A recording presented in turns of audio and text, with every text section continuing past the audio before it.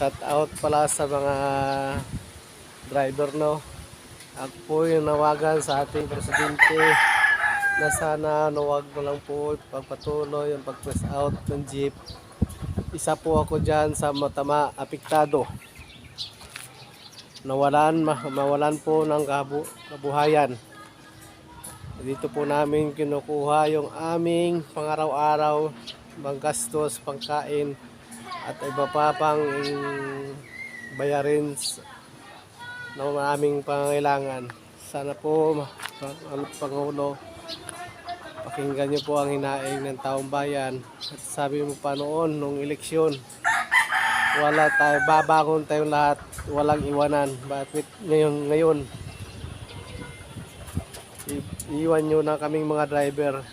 Isa po ako sa 30 million na bumoto sa iyo, mahal na Pangulo Bongbong Marcos. Mahal na Pangulo, isa rin po ako driver. Isa rin po ako sa tatamaan sa inyong pinatutupad na phase out. Paano na lang po ang aming hanap buhay? Yun lang po ang aming inaasahan.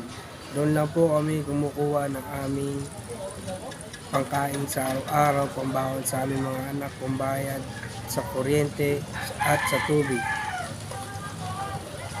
Sana po bigyan niyo pa po kami ng pagkakataon na muling ipagpatuloy ang tradisyonal na transportasyon na aming ginagamit